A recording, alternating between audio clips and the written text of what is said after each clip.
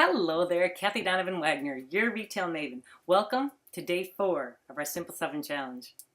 All right, today is one that's one of my absolute favorites. It will put more money into your pocket virtually immediately. What's it called? What's the secret? What do you have to do? Do you want to know? Do you want to know? All right, I'll tell you. I'll tell you. Okay, only if you promise to do it. All right, you promise to do it? Okay, then I'll tell you. You're going to increase your initial markup. Now, what I always hear from people is that, oh, Kathy, you don't understand. I can't raise my markup up. You know, I get pushback all the time from people about that. That's why I waited until the middle of the challenge, where you've already gotten some success, right? You've already seen some forward momentum. So this is a more advanced technique, because this is the thing, is that you chronically undervalue the services that you offer your customers. It is. You do. You deserve more. Listen, I hear people say all the time, you don't understand, Kathy. I can't in my market. You know, there's the internet. I have to compete with the store up the street and stuff. Listen, you're not competing about price.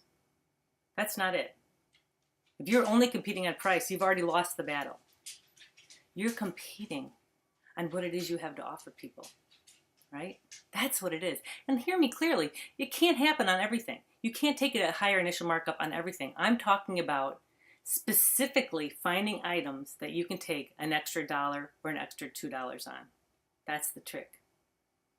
You know, there are so many things that do come pre-priced, like books, for example. There's nothing you can do with those, right? There certainly are items that are what I like to call commodity items, meaning that they're bigger items that people can very easily check across the web. So then you don't do that. But so then maybe the accessories on are what you can take an extra markup on.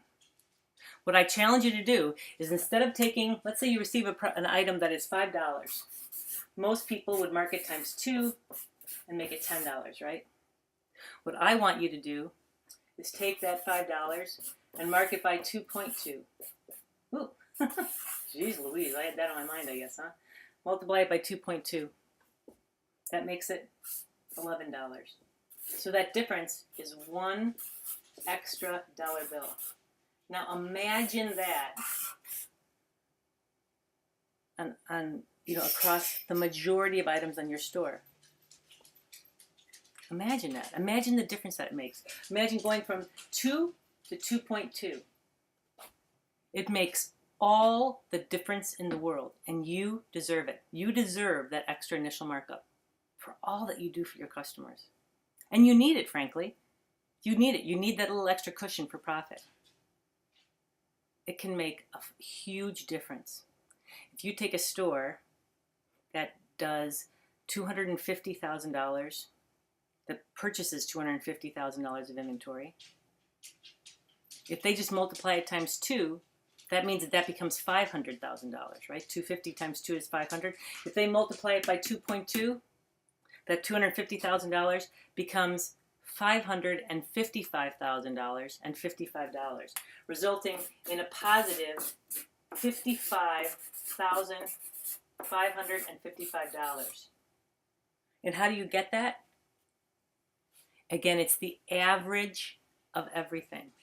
Some things you can't take the bigger markup on, but you specifically seek out and save open to buy and look for things that you can take a higher markup on, because they are there and you deserve it. You do. Any questions, don't hesitate to post them on my Facebook page, facebook.com/retailmavens. And when you've done this today, when you've received something and you've taken that extra additional markup, what I want you to do is I want you to post in the Facebook group below, I deserve it. That's what I want you to post. I deserve it, because you do. You do. You give so much, and I want you to be profitable so that you can be there for your community. You deserve it. All right, thanks very much. I'll see you tomorrow. Bye. Happy retailing.